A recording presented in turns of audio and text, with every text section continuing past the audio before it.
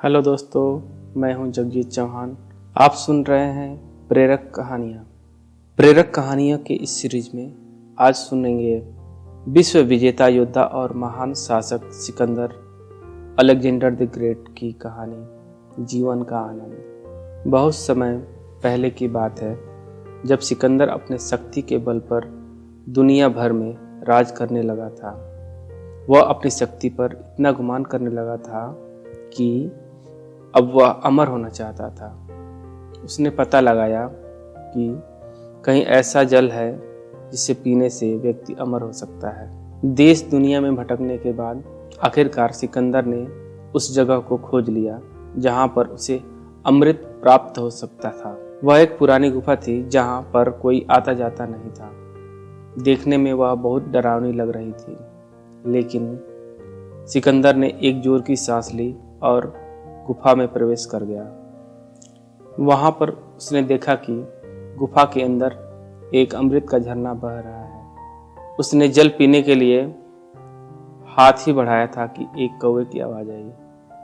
कौवा गुफा के अंदर ही बैठा था। कौवा जोर से बोला, ठहर, रुक जा, यह भूल मत करना। सिकंदर ने कौवे की तरफ देखा। कौवा बड़ी ही दयनीय अवस्था में था। पंख झड़ गए थे, पंजे गिर गए थे, वह अंधा भी हो गया था, बस कंकाल मात्र ही शेष रह गया था। सिकंदर ने कहा, तू कौन होता है मुझे रोकने वाला? मैं पूरी दुनिया को जीत सकता हूँ, तो यह अमृत पीने से मुझे तू कैसे रोक सकता है? तब कौवे ने आंखों से आंसू टपकाते हुए बोला कि मैं भी अमृत की तलाश में ही इस गुफा में आया था और मैंने जल्दबाजी में अमृत पी लिया। अब मैं कभी मर नहीं सकता, पर मैं मरना चाहता हूं लेकिन मर नहीं सकता। देख लो मेरी हालत। कौवे की बात सुनकर सिकंदर देर तक सोचता रहा। सोचने के बाद फिर बिना अमृत पिए ही चुपचाप गुफा से बाहर वापस लौट आया। सिकंदर समझ चुका था कि जीवन का आनंद उस समय तक ही रहता है जब तक हम उस आनंद को भोगने की स्थिति में होते हैं। इस कहानी से हमें क्या शिक्षा मिलती है? जीवन में हमेशा खुश रहना चाहिए।